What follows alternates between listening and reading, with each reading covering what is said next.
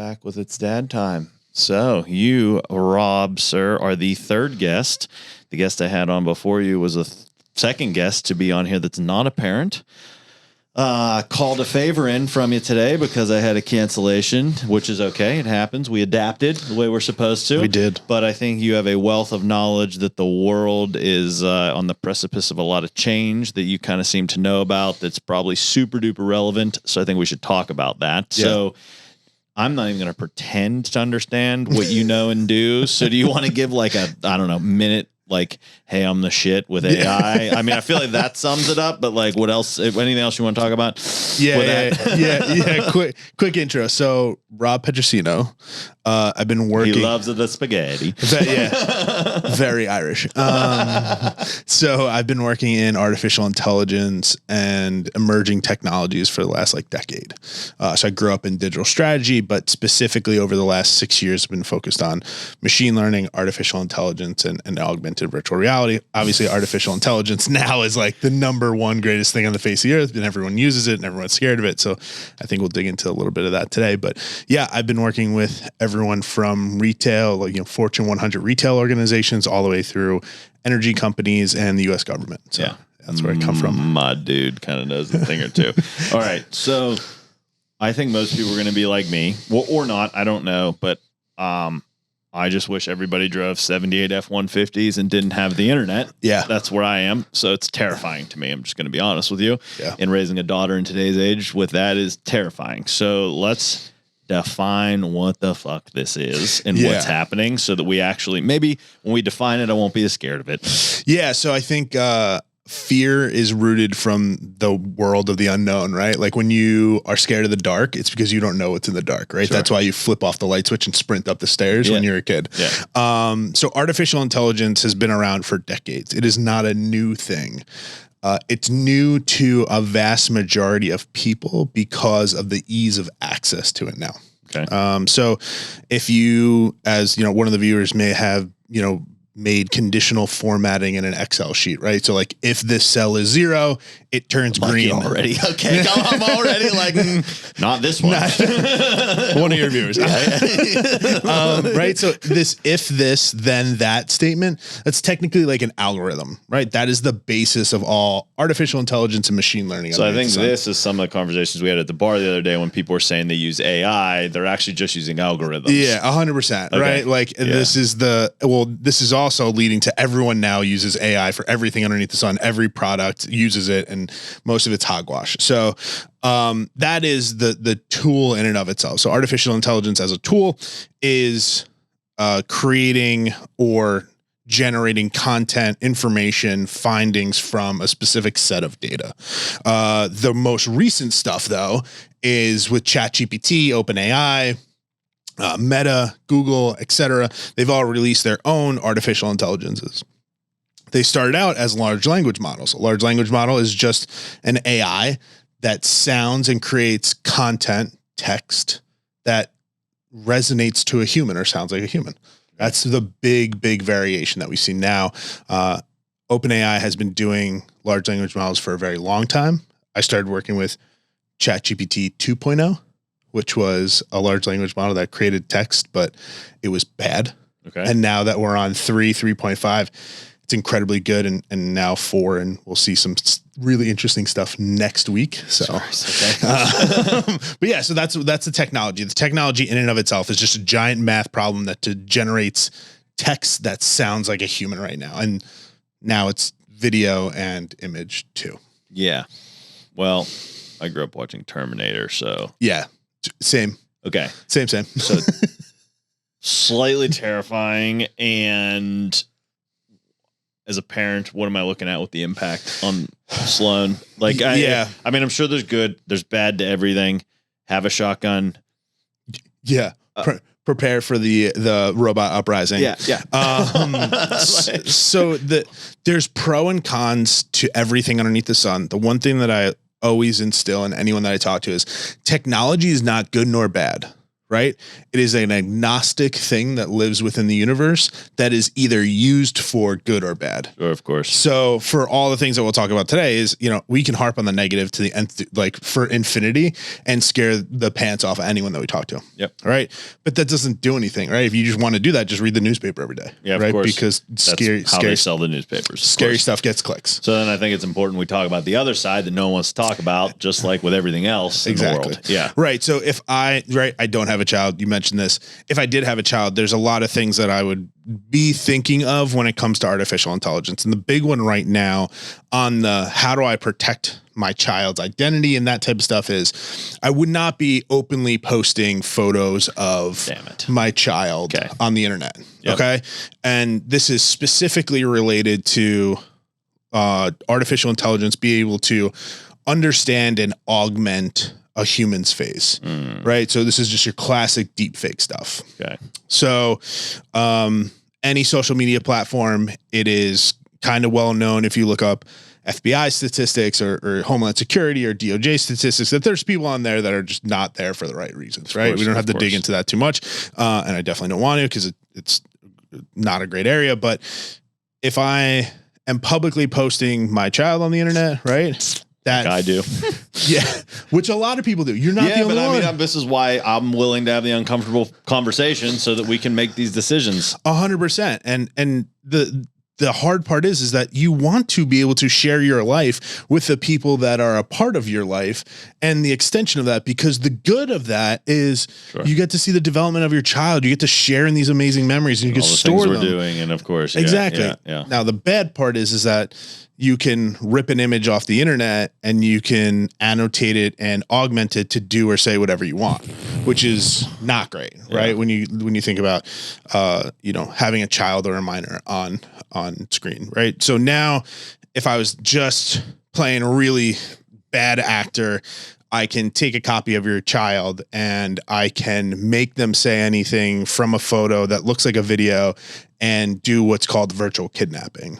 So that's when I make it look and sound like I've abducted your child, but I actually don't have them.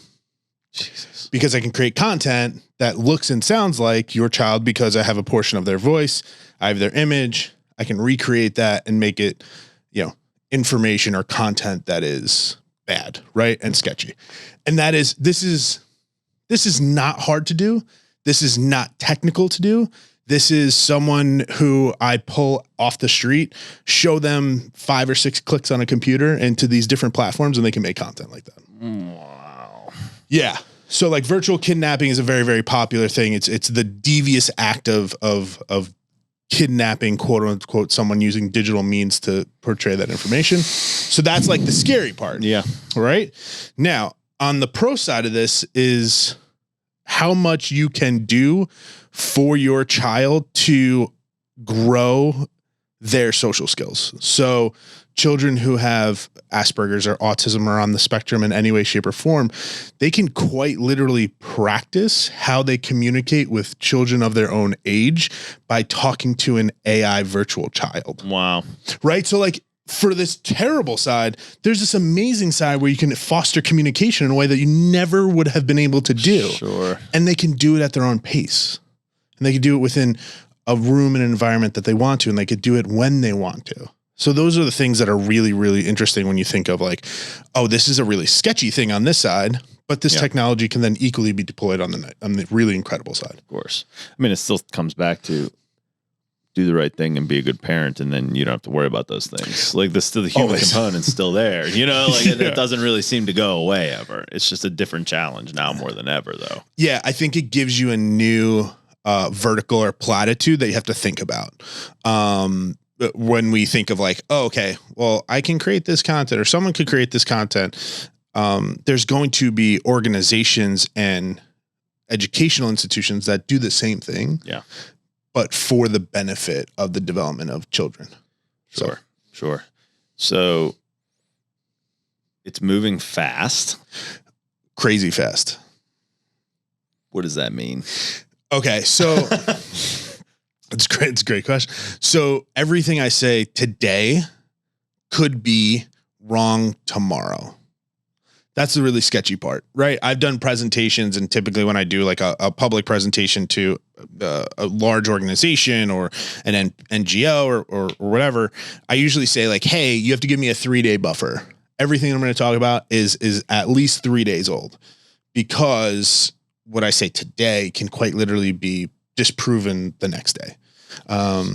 So a big change that we're going to see now, just simply in the artificial intelligence space, which goes directly into children, how they develop, is like you give Sloan your phone, right? And she could search stuff on YouTube and that type of stuff, right? That's fairly standard. You can go on Google, right? Even if there's parent restrictions and stuff like that. Next week, we'll see the first launch of ChatGPT search. And what that means for a parent is that they're going to have access to an artificial intelligence that is quite literally searching massive quantities of information and providing it back to the viewer, person, etc., in a format that is natural language or sounds like a human.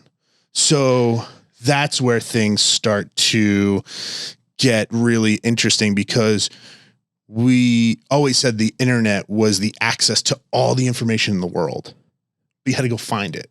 Well, now the AI is going to find it and give it to you the way that you want it. How do we ensure that AI is giving me the information I want? You don't. Okay. Because I mean, like if I Google, I'll use a hot topic, but if you Google like, MMR vaccine, and AI just so happens to be like, well, it's amazing for you, but there's exponential research articles that potentially say the opposite. I'm not taking a side. I'm just picking a hot topic. Easy one to pick on. Yeah.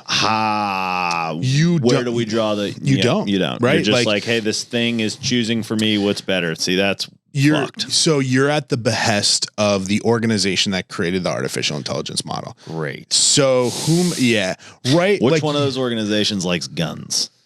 It's a good question. I'll have to do some research and get back to you, because the one I'll lean towards. The fast answer is not many. Okay. Okay. So let's talk about the difference and variations in organizations right now. Guns and freedom. That's what I'm getting at with that. Yeah, so that's we're gonna wait for the freedom-based artificial intelligence model to come out. When's that happening? That's probably a good business model. So if anyone's out there that wants to do that, it's probably good. And you have hundreds of millions of dollars to build an artificial intelligence bill behind you. Yeah, well, just at least one. Okay, so let's talk about the different organizations that are doing it, just so we can get it out of the way. So you have Google. Obviously, they have a large language model. It's called Gemini. You have Microsoft. Microsoft bought a portion of OpenAI, which was the ones that created ChatGPT. So Microsoft has Copilot. Then you have OpenAI in and of itself, and they have ChatGPT. Then you have Claude and Anthropic, which is another one. You have Minstrel, which is like a fourth ranker, and you have Perplexity. These are kind of like your like 3, 4, and 5. They're all, for the most part, based in San Francisco, large tech companies, right? Trained on specific sets of data and are going to lean. They're not screaming freedom. They're going to lean politically and socially more towards the left. Okay. This is not a personal opinion. No, this is like it's something I can poke fun of it. This is statistically proven by MIT. Okay. MIT did a study and said, where do these kind of graph it out in the 4 quadrants? Lower left, very socially liberal, right? And for lack of a better term, left leaning, and which ones are right leaning. So if we put all those on the left-leaning side, we basically have one that is more towards the middle and right-leaning, and that's X, which was formerly Twitter, Elon Musk, and his Grok large language model. The really unique thing about that is it takes all the live tweets that are being tweeted and uses it to help refine the model when you ask it questions, which is very different than all the other ones that are trained on static data. So they kind of taken a different approach. So you could just flood it with false information, though. 1,000%, yeah. So there's the content moderation that has to happen on X's side, and how that content moderation hasn't been fully explored or developed yet. I mean, how could you even possibly monitor billions and trillions of tweets a day? Yeah, so AI is really good at diagnosing and selecting and finding and understanding data. Okay. So it's a fantastic use case to moderate content is using machine learning. That's why when content gets posted on any social media platform and then gets pulled down, or you get a strike against your account because it goes against terms of service, it's usually generated and reviewed by machine learning / artificial intelligence for the terms of service. It's not typically going to a human review before that goes to you. Wow. So that's a portion of it too. So then when we look at this and we say, okay, well, what does that mean for a child who's going to grow up in this world? Is they're going to consume content visually from social media platforms like YouTube, like Instagram, etc. They're going to consume content in the text format from these large models, but then they're also going to start consuming synthetic content, which is fake video and fake images from these models as well. And there's no putting it back in the box, though. Yeah, this is Pandora's box completely. The big one that if you ever wanted to point a finger at that is like Meta, which is Facebook's parent company. A majority of their large language model / AI is open source. So they put the repository of a GitHub or a code base out, and if you were technical enough, you could download it and put it on your own computer, right? Or own servers in the cloud. So they're available for anyone if you wanted to do that. So yeah, there is that aspect as well, where there will be probably people building their own personal artificial intelligences as well. Jesus. I mean, it's like almost too much for my brain to like comment on or comprehend, because I'm just like, so when we look, let's go back to the farm. I'm like, fuck? Can you disconnect, right? But like, in essence, if you like, can I go back to the farm? Let's say you've never farmed in your entire life. Well, what if you had a farm AI that was just like on your phone that you could be like, hey, when do I plant wheat? Which is kind of what I was going to get to next. Like, this can optimize how to clean the ocean. Oh, it could do okay, that was almost a false statement. It could do so much and not anything. It could do so much. Yeah, but it can do not anything right now. Yeah, so but that fucking 30 years from now, I mean, if we're already doing this insane stuff now. Yeah, so there's a couple different pieces that'll like there's no governor on it. Yeah, there's no set of standards that are being enforced strictly to slow things down. Right. So that's good and bad. Yeah. Right. That means you have relentless innovation by these organizations to continuously outpace each other. Awesome. Yeah. Capitalism at its finest. Love that. Companies that hate capitalism are quite literally using capitalism. Exactly. Not a political podcast. Yes, it's not. so then we look at like, okay, well, what does that mean? Well, that means like by the time Sloan's probably 20, you'll most likely have humans and machines coupled together, right? Like you'll have the first inklings of brain computer interfaces where you're walking around with like a chip in your brain. Some people will be. I don't see it not, right? And that's what, 8 years for Sloan? 7? 13. 13 years. She's 7. So 13 years. So I'm going to say like in 13 years, more than 50% of the people will probably have it. I would say. Yeah. I would say you're going to first start seeing it for commercial in the next 5 to 7 years. And so then basically if you don't get it, you're at a massive earning disadvantage. You're at a massive life disadvantage, not even like earning for revenue or like income 1,000%, but understanding the complexity of the world and refining and understanding data inputs, whether that data is us having a conversation or driving directions, it's going to be a massive, massive shift. Yeah. Oh my God. And so basically the result is either that gets banned in every country in the world or it has to happen. Yeah. Because you can't have Russia doing it and America not. 100%. Right. Yeah. So you have to like outpace and see what that looks like, right? Dystopian future wise, you go, okay, well, we remember when you had like, you were 3G speed until like 2 gigs. And then when you hit that 2 gig cap, right, you got bumped down to like 1G. And you're like, I can only send text messages, right? Or like nights and weekends free. Right? Like, don't send me any booty pictures right now. I'm not going to get them. That's quite literally what it was like. Like, you're like driving over to AT&T. Can I buy 5 more? It's Saturday night, man. Exactly. Okay. So like now when we think about like a brain computer interface, like does that throttling happen? Oh my God. Right? Like how do you pay for that data? Because your brain is far higher compute levels than your phone when it comes to data. Where access. does that energy go? Right. So then it's like, how do you get there? What energy is required for that? What data speeds are required for that? What data transmission? How do you secure privacy over, data transmission between these devices, right? So like, can someone hack into your brain? Like all those things are going to ethically are going to happen. But at the same time, if Sloan is a visual only learner and she comprehends things like geometry and spatial reasoning far better than audio and someone talking to her, she can be inputted that way. She will be assisted by an AI that explains the most complex English sentence diagrams in images. This is kind of like, God damn it, what's that Sylvester Stallone movie where he gets like thawed out? Oh, Wesley Snipes is the bad guy. Yeah. I was going to say The Sixth Element, but that's not it. That's Bruce Willis. Not Running Man. That's not it either. I was thinking about Running Man, but he's like, you know what I'm talking about. Yes, I know the movie. Remember like Sandra Bullock have like sex via the headset and he's like, what the fuck? Yeah. He freaks out. Yeah. Why? I mean, it's just wild to me because then it's like, you won't have the headset. Even point? Sure. Yeah. But like, what's the even point of learning then? Well, okay. So this right. is Like if I have access to fucking everything, I can speak every language. What do I need to learn? So this is right now. So this is a ethical problem today for organizations, right? Specifically educational institutions, which I work on a ton with, right?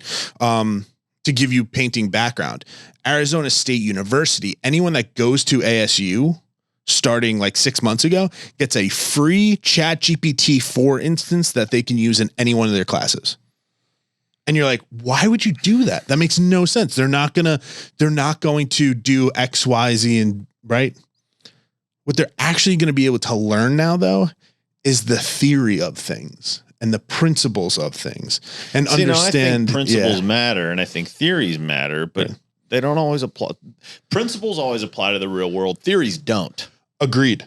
But they're now going to be free to explore those and not just be forced to understand that they have to write a 20-page essay. Which I agree with. That should never right? Like, I mean, at the end of the semester. So now. But then why do I want to hire you? Right. Because these people that go through that are going to be so much better than the people that don't use AI.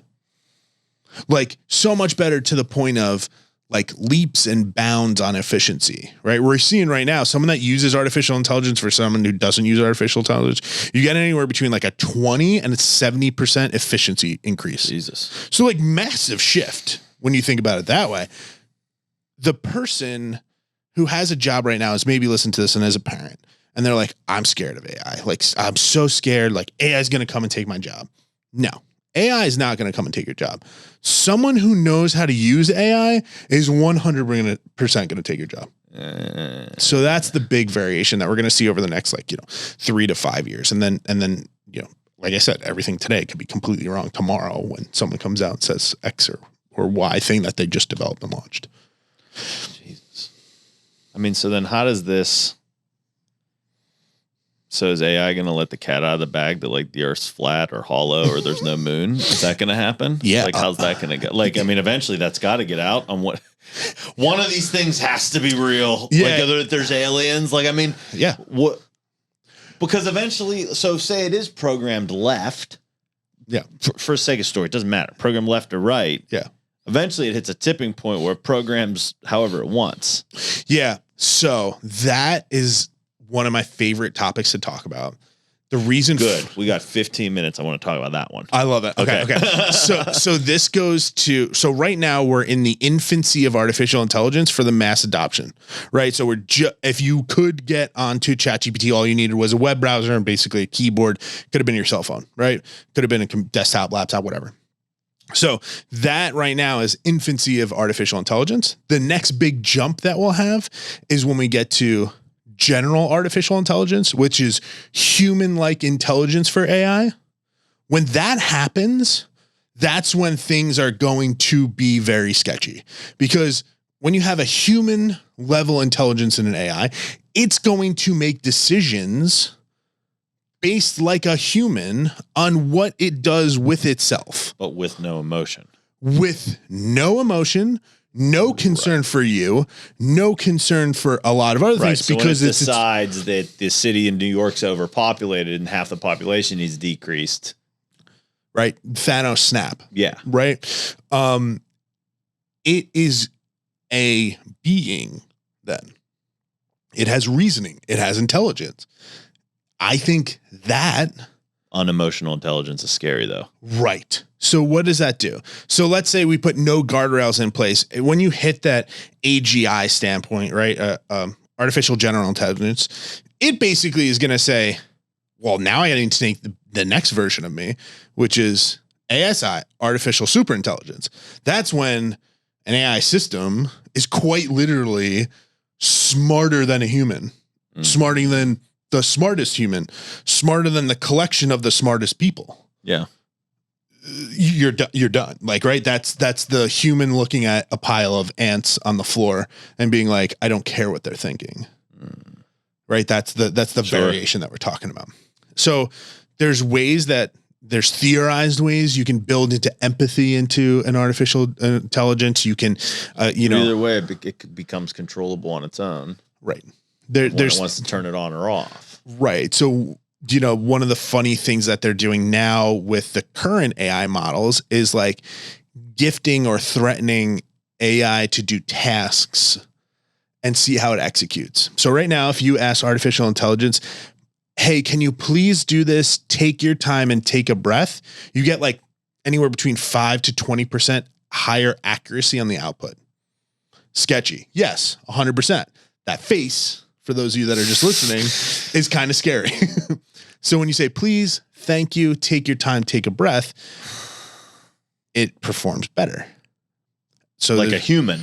Quite literally.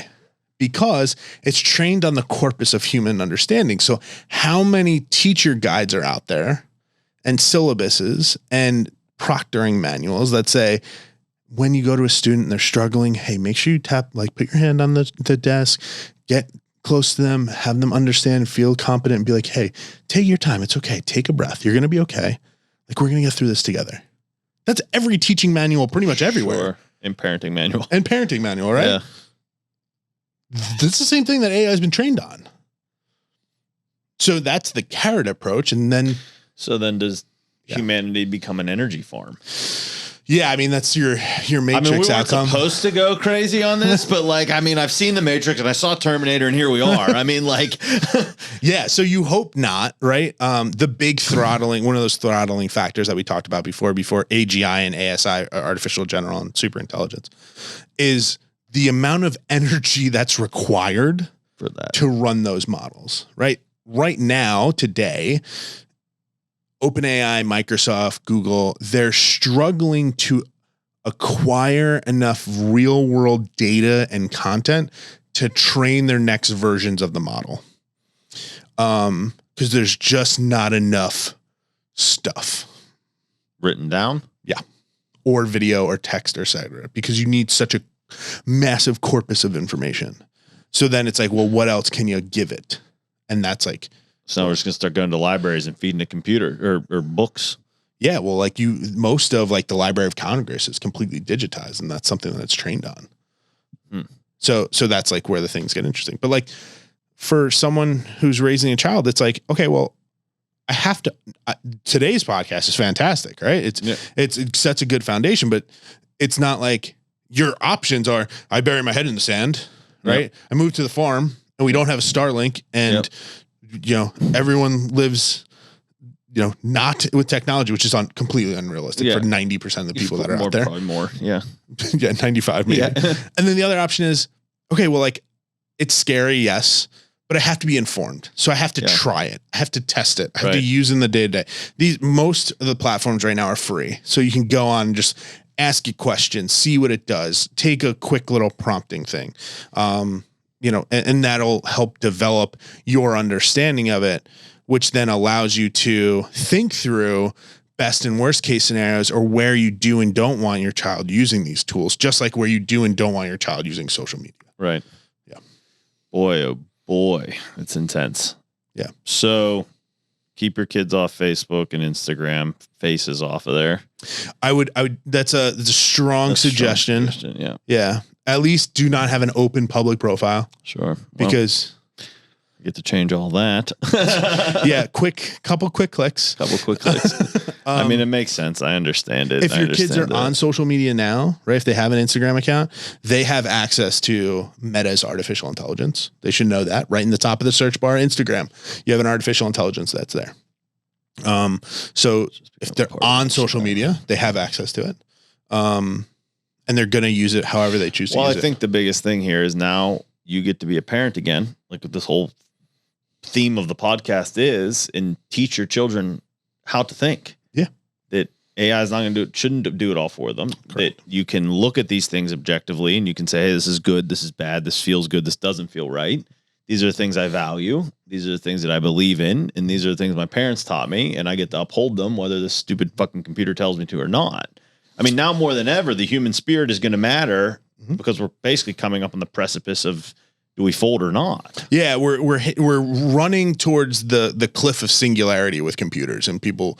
I think most people are under hyping what that looks like. Yeah. But instilling a good moral compass within a child and allowing them to explore that moral compass is a critical aspect of life. So much so that every teen is rebellious, just like that's how it works. You were, I were, 100% of the world is. They are now easily accessible to even more rebellious tendencies or information if they so sought it out. Yep. Right. Yeah, that's where, hey, yeah, you're going to use this artificial intelligence. You should be thinking about the ethics behind it. You should be thinking about what that means as a user, what data it was trained on, all the things that we talked about today. Of course. Those are the conversations that you have with your child. I love it. All right, brother. We gotta shut her down because I got to get back to the office. But I appreciate you jumping in on the last minute. I'm sure I'm going to have you on again because I'm probably going to get a lot of questions, and then we will follow up. Yeah, with what happens next for sure. Selfish plug, robpetrosino.com if you guys want to connect. It will be linked underneath the podcast. And if you guys have any do you got Instagram? Oh yeah. Synth Reality on Instagram. SYNTH_reality. Beautiful. Yeah. All right. We'll make it happen. Thank you so much. Always a pleasure, Rocco. All right, man.